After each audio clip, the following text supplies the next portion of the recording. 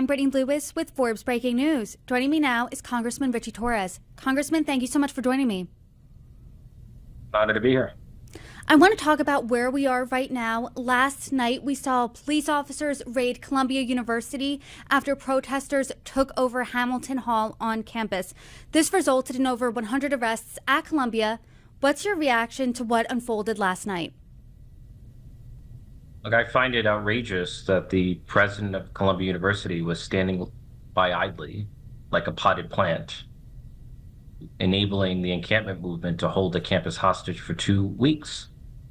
It's utterly unacceptable.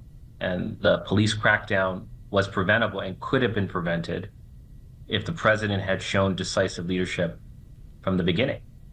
You know, the president easily could have said to the students, if you fail to vacate the encampment, we're going to expel you. We're going to revoke your foreign visas. Like, if there had been a clear threat of consequences followed by action, then the students would have likely vacated the encampment, because no student wants to be expelled. No student wants to have their visas revoked. But when you lose credibility as a leader, then chaos ensues.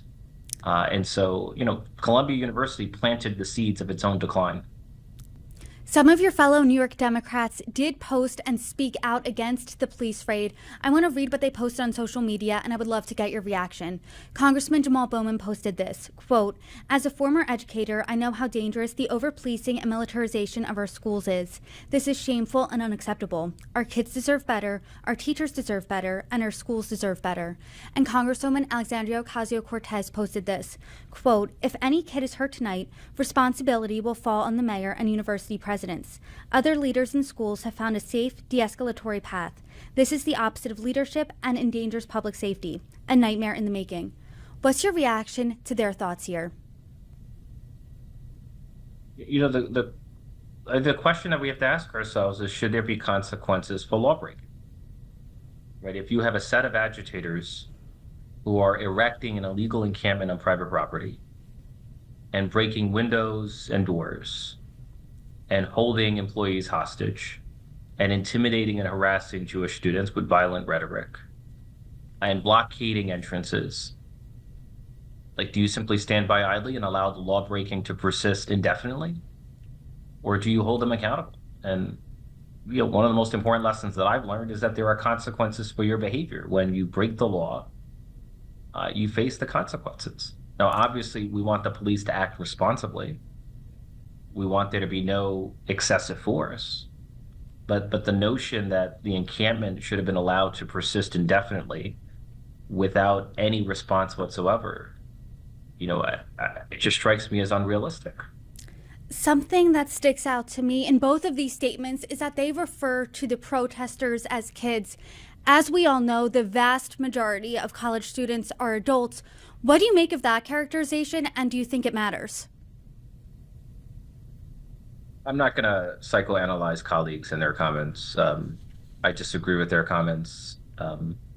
And, you know, there's been an attempt to make it about free speech. There's a difference between speech and conduct. There is no First Amendment right to vandalize property. There is no First Amendment right to hold people hostage. There is no First Amendment right to intimidate and harass Jews on college campus. None of those are activities protected by the First Amendment. All of them are crimes punishable by law. Protesters and supporters of these protesters say that they are demonstrating for peace in Gaza. This is not anti-Semitic.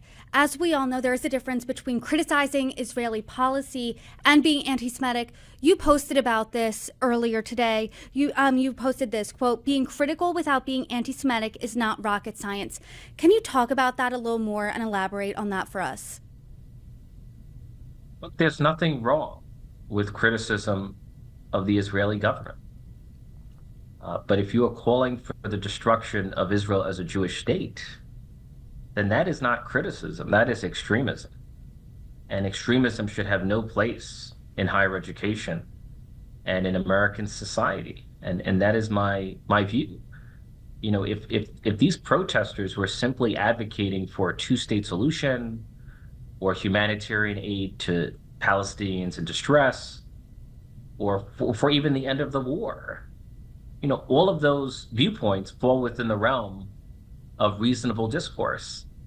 But the organizations behind the encampment movement, such as Students for Justice in Palestine and Within Our Lifetime, these organizations openly advocate for the destruction of Israel as a Jewish state.